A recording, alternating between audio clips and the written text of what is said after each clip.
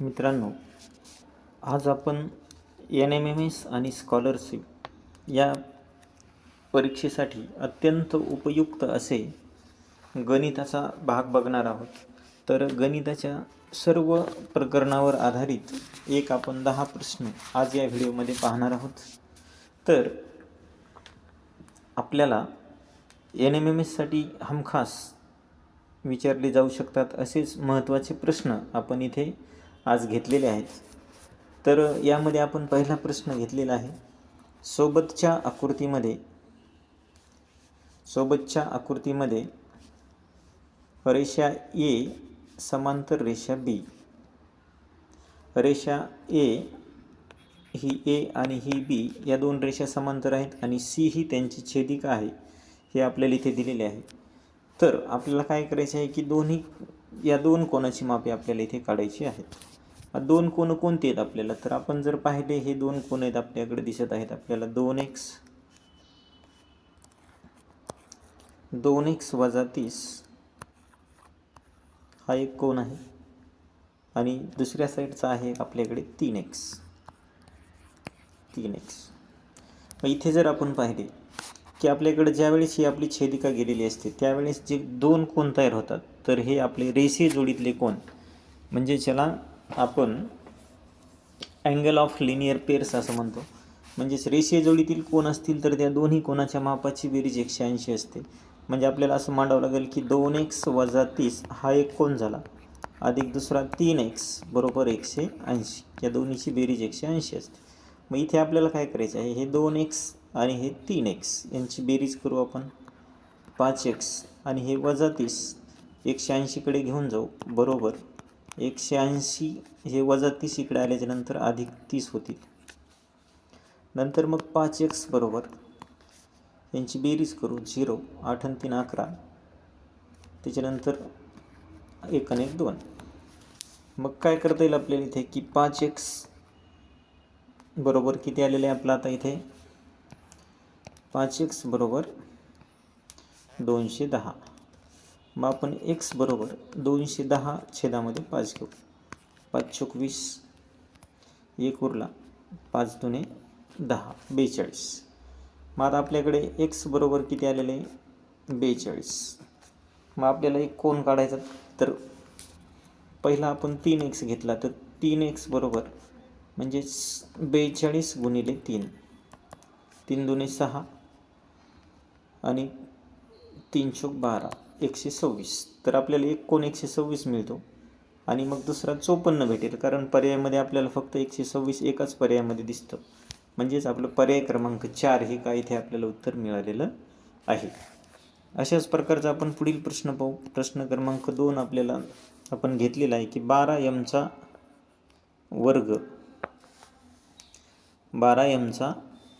वर्ग अधिक 7m वजा 10 चे अवयव पुढीलपैकी कोणते. मग आपल्याला काय करायचं असतं की अवयव पाडत असताना आपण 12m² वजा अधिक 7m वजा 10. मग इथे काय करायचे असते की 12 आणि 10चा पहिला गुणाकार करून घ्यायचा. 12 10 120. आता या 120चे असे दोन अवयव शोधायचे की ज्याचं बेरीज किंवा वजाबाकी आपल्याला 7 मिळाली पाहिजे. मग आपण त्याचे दोन अवयव घेऊ आपण 12 आणि 120चे, तर ते आपल्याला भेटतील की ज्यामध्ये 7चा फरक असेल असे आपल्याला अवयव घ्यायचे.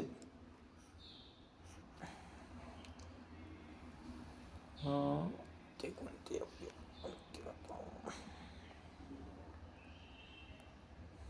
तर यामध्ये आपण पाहिले तर आपल्याला 12 गुणिले 10 हा एक अवयव भेटतो. त्यानंतर 20 गुणिले 6 20 6 120 होतात. त्याच्यानंतर आता आपण इथे पाहिलं तर या दोन्हीमध्ये बेरीज होईल याची 10 आणि 12 22 वजाबाकी येईल आपली 2, आपल्याला 7 पाहिजे. इथे आपल्याला 26 होईल आणि इथे येईल आपलं हे 14, आपल्याला 7 पाहिजे. मग आपल्याला काय करायचं, अजून दुसरे आपण अवयव शोधू. तर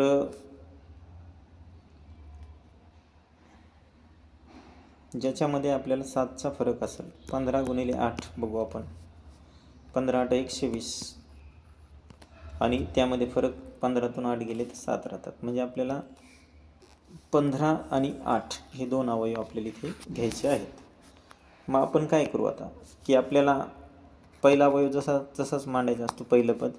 त्यानंतर इथे 15m वजा 8m वजा 10. आता आपली पुढची स्टेप्स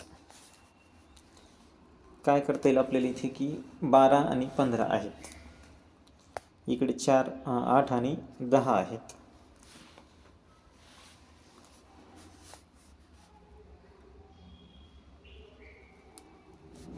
आपण इथे कंसामध्ये 4m घेऊ आणि बाहेर 3m घेऊ, म्हणजे 3 चौक 12mचा स्क्वेअर झाला.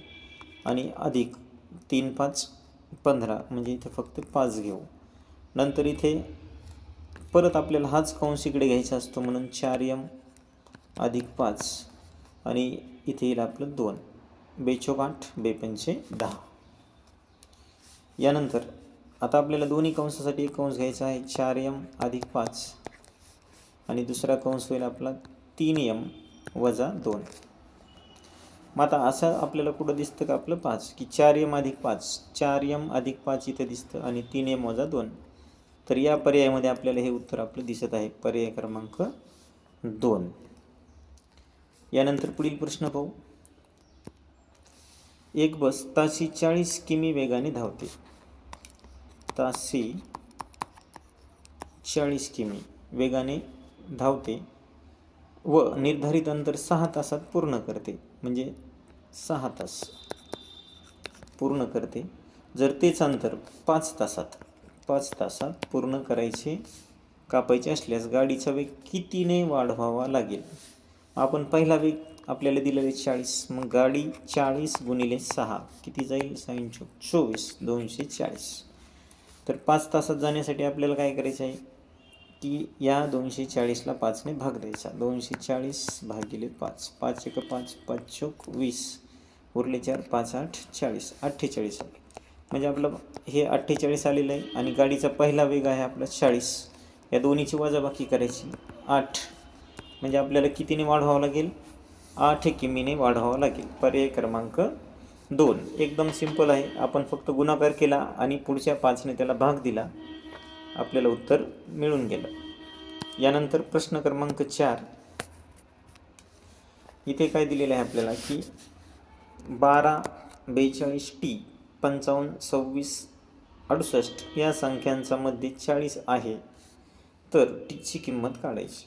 आता इथे मध्ये काढणे म्हणजे सरासरी काढणे हे एकच असते. मग आपल्याला करायचे काय पहिले की 40 मध्ये दिलेलं आहे, म्हणजे 12 अधिक 42 अधिक T अधिक 55 अधिक 26 अधिक 68 आणि छेदामध्ये किती झालं, 1 2 3 4 5 6, 6 संख्या झाल्या. आणि इकडे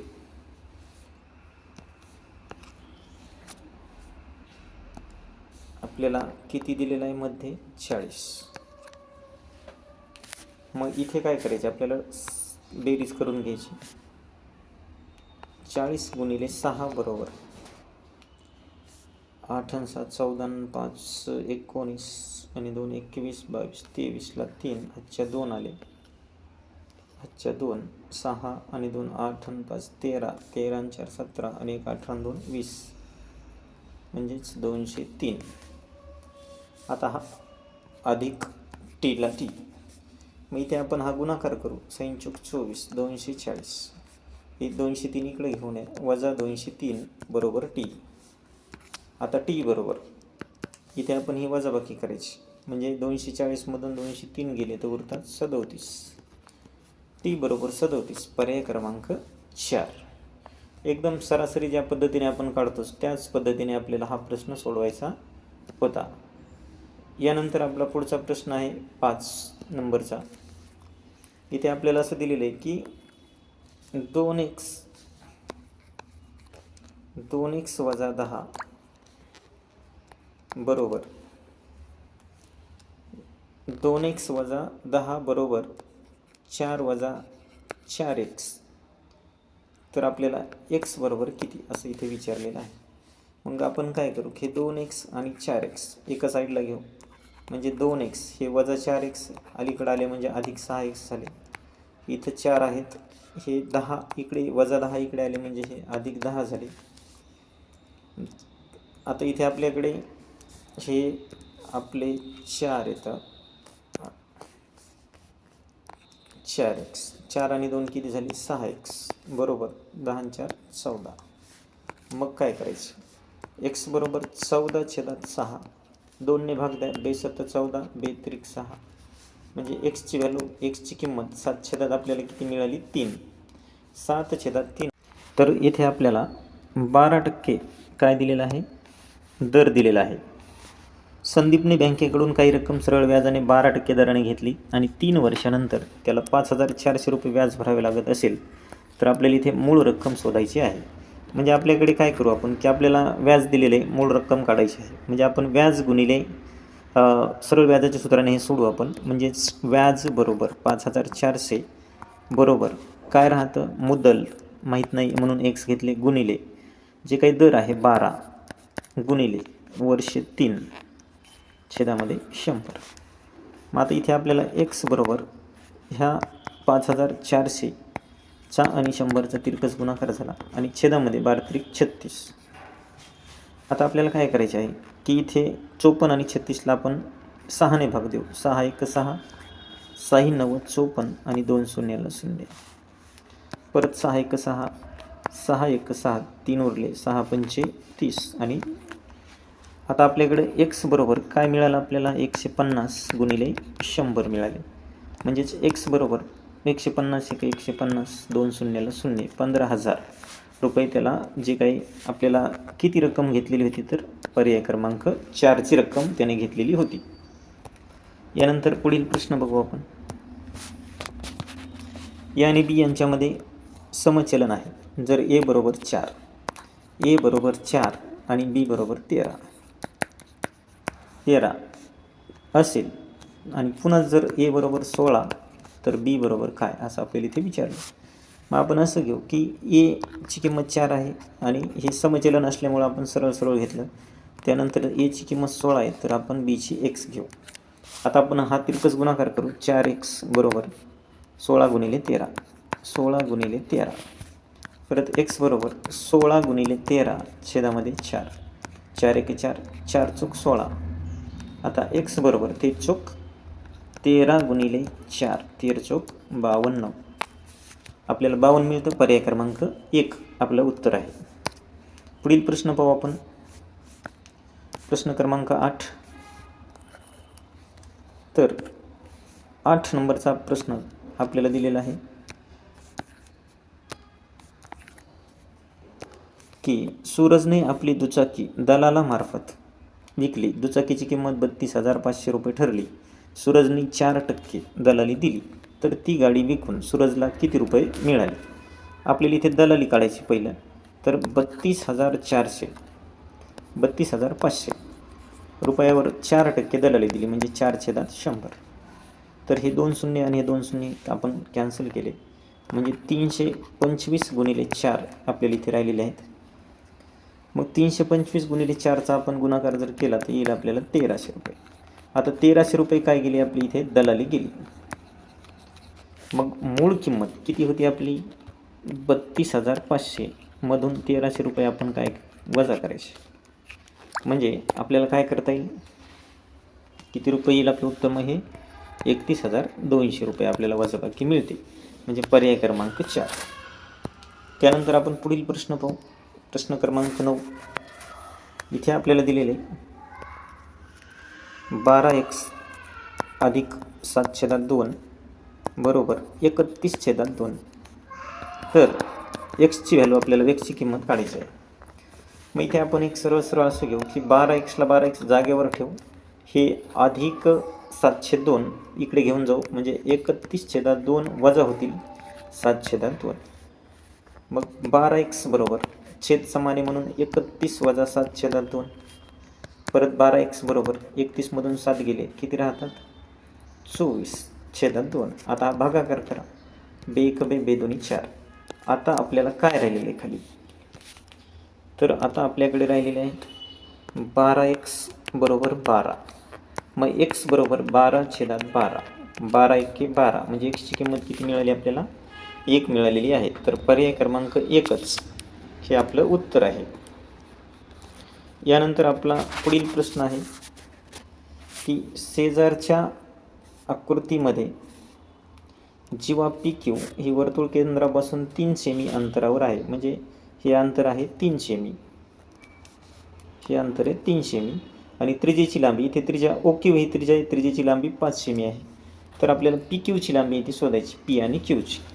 आता इथे आपल्याला काय करावं लागेल पहिलं की आपल्याला PQची लांबी शोधण्याच्या अगोदर आपल्याला त्रिकोण ORQ हा दिलेला आहे आणि ORQ मध्ये आपल्याला काय की पायथागोरसनुसार आपल्याला कोन R बरोबर 90 आहे.